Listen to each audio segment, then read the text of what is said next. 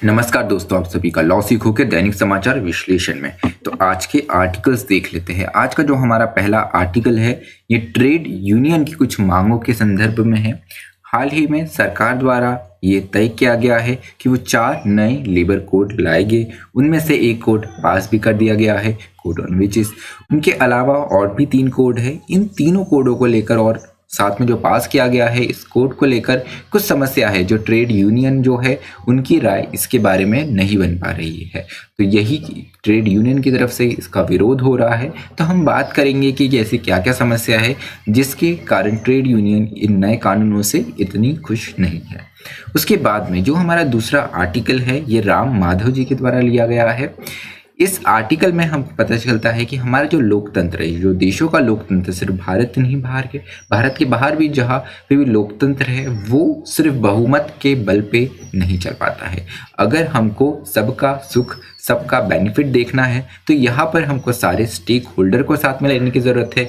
जो ऐसे इंस्टीट्यूशंस है जो कि अनइलेक्टेड है उन्हें भी साथ में लेकर चलने की ज़रूरत है। और साथ में साथ मेजॉरिटी के साथ साथ हमको माइनॉरिटी की ओर भी ध्यान दे के चलने की आवश्यकता है। तो बड़ा अच्छा आर्टिकल है, इस बारे में हम थोड़ी चर्चा और करेंगे।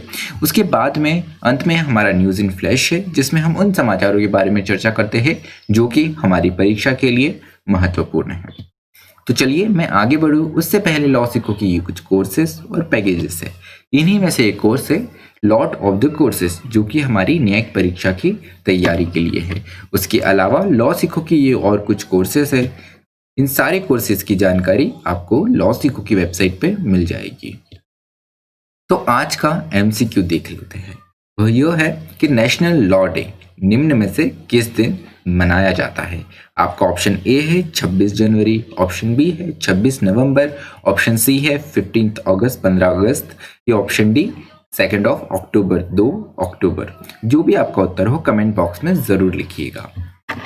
तो आज का वर्णनात्मक प्रश्न डिस्क्रिप्टिव क्वेश्चन देख लेते हैं कि अगर हम जब भी सक्सेसफुल डेमोक्रेसी की बात करते हैं तो ये सिर्फ बहुमत के बेसिस पे नहीं होता कि बहुमत है तो आपकी सक्सेसफुल डेमोक्रेसी बन जाएंगी। यहाँ पर हमको और जो दूसरे फैक्टर्स है और जो दूसरे कारक है वो भी ज़रूरी होते हैं डेमोक्रेसी को सक्सेसफुल बनाने के लिए। तो हमको उन और भी ध्यान देना चाहिए। इस कथन पर आपको एक चर्चा करनी है। आप आपको उत्तर 250 शब्दों में लिख सकते हैं।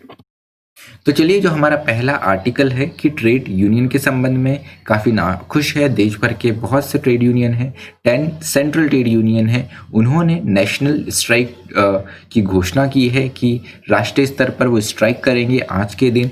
तो अभी आज जब हम ये रिकॉर्ड कर रहे हैं आज के दिन का स्ट्राइक चल रहा है। कल और हम चर्चा करेंगे ये स्ट्राइक कैसा रहा। तो यहाँ पर उन्होंने कंडेम्ड करा है पॉलिसीज़ को। गवर्नमेंट के द्वारा जो पॉलिसीज़ लाई जा रही है उनको उन्होंने कहा है कि ये जो इकोनॉमिक पॉलिसीज़ है ये एंटी पीपल और एंटी लेबर है, कि ये लोगों के अगेंस्ट है, साथ ही साथ जो श्रमिक है श्रमिकों के भी अगेंस्ट में है। तो इसका रीज़न क्या है, स्ट्राइक क्यों किए जा रहे हैं, विरोध क्यों हो रहा है, तो वो जान लेते हैं। So the 4 labour codes afford sustainable flexibility to the employer. तो जैसे मैंने शुरुआत में आपको बताया कि 4 लेबर कोड सरकार द्वारा लाए जा रहे हैं। तो यहाँ एक बहुत महत्वपूर्ण है कि 91 के बाद में और 91 से 93 का जो हमारा एक पूरा ट्रांजिशन का टाइम था, एलपीजी पॉलिसी आ रही थी, लिबरलाइजेशन, प्राइवेटाइजेशन एंड ग्लोबलाइजेशन।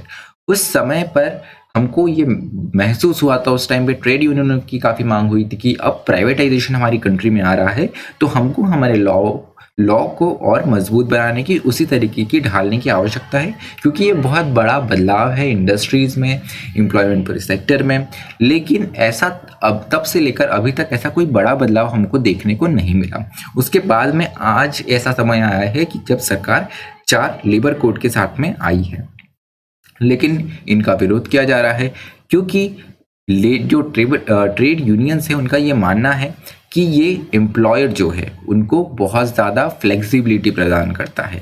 मतलब ये जो कानून है ये बहुत ज़्यादा टिल्टेड है एम्प्लॉयर के तरफ से, जो कि इंडस्ट्री का मालिक है उसके तरफ से। तो यहाँ पे आपके पास में easy hire and fire policy आ जाएगी कि जब चाहा तब एम्प्लॉयर किसी भी श्रमिक को हायर कर सकेगा, फायर कर सकेगा। उसके साथ में freedom to hire contract labour होगा, आप कॉन्ट्रैक्ट लेबर जो है उसको हायर कर सकते हैं, उसकी भी फ्रीडम बन जाएंगी। उसके साथ में अनरेगुलेटेड फिक्स टर्म एम्प्लॉयमेंट, तो फिक्स टर्म एम्प्लॉयमेंट जो है उससे एक सर्टिनिटी बनी हुई रहती है। लेकिन ये जो ट्रेड यूनियन से इनका ये आरोप लगाया जा रहा है कि अभी जो कानून आ रहे हैं ये काफ़ी अनरेगुलेटेड है, जो कि फिक्स टर्म डिफाइन नहीं करते हैं। उसके अलावा the courts have redefined and diluted the practice of labour inspection system, तो लेबर इंस्पेक्शन का एक बहुत महत्वपूर्ण प्रोविजन होता था, बहुत महत्वपूर्ण एक पूरा सिस्टम बना हुआ था, इसको भी वीक और डाइल्यूट किया जा रहा है।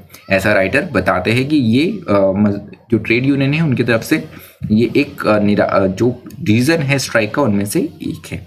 उसके अलावा कोविड-19 के दौर में काफ़ी हार्डशिप फेल करनी पड़ी है वर्कर्स को, जो भी मजदूर है उनकी नौकरी छूट गई, उनके पास में काम नहीं था, डेली वेजेस पे जो काम करते थे महीनों तक उनके पास में कोई भी इनकम का सोर्स नहीं था। उसके साथ में ये जो कानून है इसमें रिट्रेचमेंट और उसके साथ में फिशियल कंजर्वेटिज्म, उसके साथ में हाई इन्फ्लेशन, जो महंगाई बढ़ गई है, ये सारे और ऐसे मुद्दे जुड़ गए हैं कोविड-19 के दौर में फेस करने को मिले हैं, जिसके कारण भी ये एक विरोध का कारण बना हुआ है। उसके साथ में कि अब जो ट्रेड यूनियन है उनके पास में क्या ऑप्शन रह जाते हैं, तो सोशल डायलॉग का है कि यहाँ पर सेंट्रल गवर्नमेंट के साथ में बैठ के बात की जाए, इन पे डिस्कशन किया जाए। लेकिन trade union did not conduct an effective and sustaining social dialogue, तो लेकिन अभी तक यहाँ पर ऐसा कोई भी इफेक्टिव और सस्टेनिंग सोशल डायलॉग नहीं हुआ है सरकार और ट्रेड यूनियंस के बीच में। उसके अलावा स्टेट लेवल की अगर हम बात करें तो स्टेट लेवल पे social dialogue institution is weak और अब्सेंट, तो स्टेट लेवल पे या जो ट्रेड यूनियन जितने सेंट्रल लेवल पर मजबूत है उतने स्टेट लेवल पे मजबूत नहीं है, और सोशल डायलॉग उतना मजबूत अभी अगर वास्तविक स्थिति देखिए तो उतना मजबूत भी नहीं है, और कहीं कहीं तो ऐसा है कि वो मौजूद भी नहीं है। So last Indian labour conference was held in 2015, तो जो लास्ट लेबर कॉन्फ्रेंस होते हैं जिसमें सरकार की तरफ से भी कुछ लोग आते हैं, एक पूरी संगोष्ठी होती है, कॉन्फ्रेंस होती है जिसमें बहुत सी चर्चाएं होती है, ये लास्ट आज से 5 साल पहले 2015 में हुई थी। उसके अलावा जो दूसरा एक ऑप्शन बन जाता है वो है पॉलिटिकल लॉबिंग का, तो यहाँ पर representation and demand have not been incorporated in courts and कोविड-19 रिलीफ मेजर्स, तो यहाँ पर एक रिप्रेजेंटेशन रखने की ज़रूरत थी, लेकिन वो रिप्रेजेंटेशन इतना देखने को नहीं मिलता है। उसके साथ में जो डिमांड रखी गई थी ट्रेड यूनियंस के द्वारा वो भी नए कोर्ट्स में शामिल नहीं की गई है, और साथ ही साथ कोविड-19 के जो रिलीफ मेजर्स थे उसमें भी कुछ सुझाव दिए गए थे ट्रेड यूनियंस के द्वारा सरकार को, लेकिन वो भी शामिल नहीं किए गए हैं, राइटर बताते हैं। उसके अलावा political confrontation through opposition party, तो एक ये हो सकता है कि आप डायरेक्ट पॉलिटिकली एक दूसरे के आमने सामने आ जाए, लेकिन ये तभी हो सकता है जब अपोजिशन पार्टी आपके साथ में हो। लेकिन लेबर कोड के संबंध में अगर हम देखें तो जो अपोजिशन पार्टी थी, जैसे जो एक लेबर कोड पास हुआ है उस समय पे अपोजिशन जो पार्टीज थे उन्होंने सीधे बाइकॉट कर दिया, उन्होंने बीच में वोटिंग में या कोई और डिस्कशन बढ़ाने में इतनी उनकी तरफ से सक्रियता नहीं देखने को मिली। उसके अलावा लीगल एक्शन क्या हो सकता है जुडिशरी की तरफ से, तो ये एक बहुत बड़ा सोर्स हो सकता है कि इंस्टीट्यूशन कोर्शन का, कि यहाँ पे जुडिशरी इंटरफेयर करे और वो सरकार को कुछ एक निर्देश दे जिससे ट्रेड यूनियन की बात मानी जाए। उसके अलावा इंटरनेशनल लेबर ऑर्गेनाइजेशन जो है ILO जो है, ये इंटरनेशनल लेवल की संस्था है, तो इनकी भी मदद ली जा सकती है। तो मई 2020 में एक ILO का इंटरवेंशन हुआ जिसके कारण एक टेम्पररी रिलीफ हमारे यहाँ की ट्रेड यूनियंस को, वर्कर्स को मिली हुई है।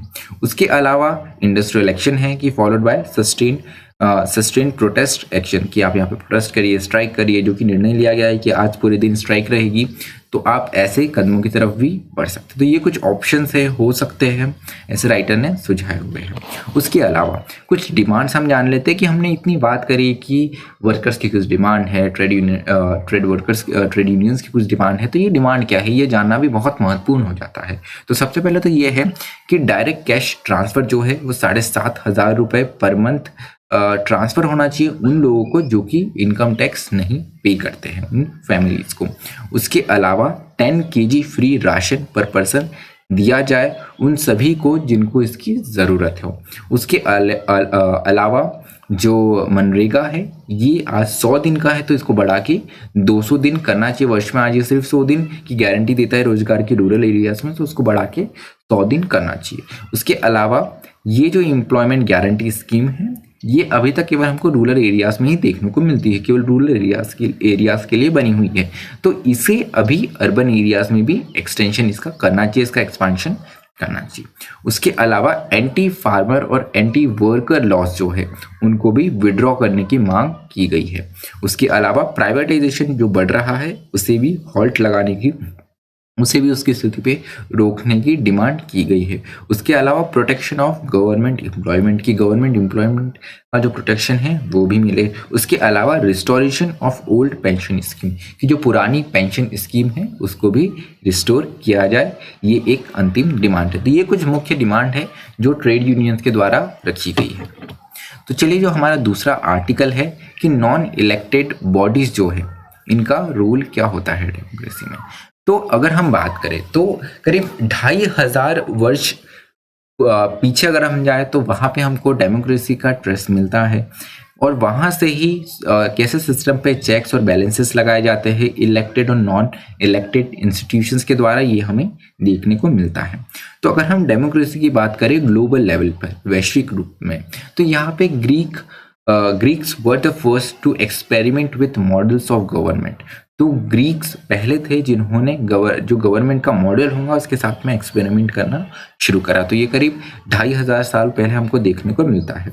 जो हमारे दार्शनिक फिलोसफर है एरिस्टोटल, उनका भी कहना है कि democracies were for the benefit of man with means, कि जो मैन विथ मीन्स हैं उनके बेनिफिट के लिए डेमोक्रेसी है। उसके अलावा in the world successful democracies like US, UK and India, there is a fine balance between elected and non elected institution with enough safeguards.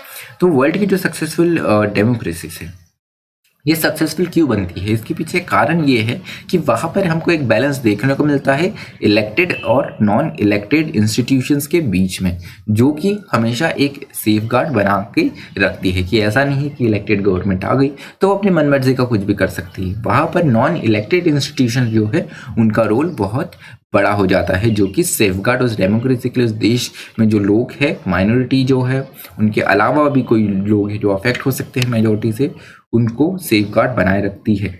उसके अलावा इंडियन थिंकर्स जो है इनका क्या मानना है, तो राजेंद्र प्रसाद जी जो हमारे पहले राष्ट्रपति रहे हैं, जो हमारे पहले राष्ट्रपति रही है, उन्होंने कहा है कि assured universal adult franchise trusted the wisdom of Indian people. तो यहाँ पर उन्होंने बात करा है कि जो सार्वभौमिक मताधिकार है उसकी उन्होंने वकालत यहाँ पर करी है, और उन्होंने कहा है कि वो इंडियन लोगों की जो विजडम है उसको ट्रस्ट करते हैं कि वो जो भी चुनेंगे वो सही चुनेंगे।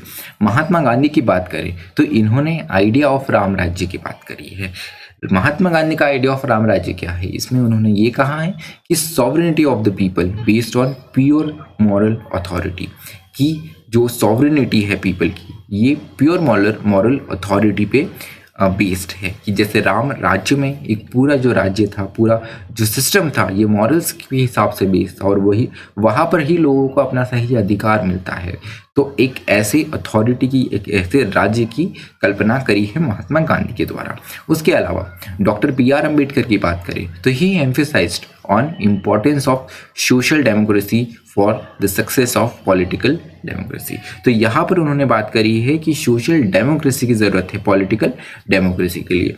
मतलब यहाँ पे आपके समाज में भी लोकतंत्र होना चाहिए, समानता होना चाहिए, तभी ये राजनीतिक रूप से हमें देखने को मिलेंगी। उसके अलावा सिमिलरिटी क्या है गांधी और अंबेडकर के विचारों में वो जान लेते हैं। तो बोथ अगेंस्ट मेजोरिटेरियन रूल्स, कि मेजोरिटी का जो रूल है दोनों उसी के अगेंस्ट है, कि जो मेजोरिटी हो उसके हिसाब से ही सब चले, इसके बिल्कुल अगेंस्ट में गए हैं गांधी और अंबेडकर। उसके अलावा parliamentary majorities need to be restrained through constitutional ethics and public morality. जो पार्लियामेंट्री मेजोरिटी है उस पर कहीं ना कहीं एक चेक्स एंड बैलेंसेस बना रहना चाहिए, फिर वो पब्लिक मॉरलिटी से आता हो या फिर वो कॉन्स्टिट्यूशनल एथिक्स से आता हो। तो चलिए आज का न्यूज़ इन फ्लैश देख लेते हैं। तो आपको जैसे पता होगा आज हमारा कॉन्स्टिट्यूशन डे है। ये हमारा 70th कॉन्स्टिट्यूशन डे है, जिसे हम हिंदी में संविधान दिवस भी कहते हैं। तो 2015 में ये निर्णय लिया गया कि 26 नवंबर से हम हर वर्ष संविधान को 26 नवंबर को संविधान के रूप में बनाएंगे। अब 26 नवंबर ही क्यों? क्योंकि 26 नवंबर 1949 में हमारा संविधान एडॉप्ट किया गया। तो कुछ इंपॉर्टेंट फैक्ट्स है वो जान लेते हैं। जो ओरिजिनल हमारा कॉन्स्टिट्यूशन था ये हिंदी और अंग्रेजी में लिखा गया, उसके बाद में इसका अलग अलग भाषाओं में ट्रांसलेशन किया गया, अनुवाद किया गया। तो इंग्लिश वर्जन की अगर हम बात करें तो उसमें करीब 1,17,369 शब्द है, जिसमें 444 आर्टिकल 22 पार्ट्स में डिवाइडेड है। उसके साथ में वहाँ पे 12 शेड्यूल्स और 115 अमेंडमेंट्स हैं। तो अगर ये बात करें तो वर्ल्ड में one of the longest constitution भी हम इसे कहे तो गलत नहीं है। उसके अलावा ये हैंडरिटन है जो कि प्रेम बिहारी और नरेन रायज़दा के द्वारा लिखा गया है। उसके साथ में इसमें जो डेकोरेशंस है, जो आर्ट वर्क है, ये शांति निकेतन के जो आर्टिस्ट हैं उनके द्वारा किया गया है। तो original copies are kept in special helium filled cases in library of parliament of India. तो पार्लियामेंट ऑफ इंडिया में मोस्ट ऑफ द जो इसकी कॉपीज़ है वो रखी गई है। एक हीलियम फील्ड केसेस है, इनमें इनकी हमारे कॉन्स्टिट्यूशन की ओरिजिनल प्रति रखी गई है। तो चलिए आज का जो हमारा विश्लेषण है वो यही समाप्त होता है। मुझे सुनने के लिए आप सभी का धन्यवाद। इसी तरह पढ़ते रहिए, मेहनत करते रहिए। Thank you.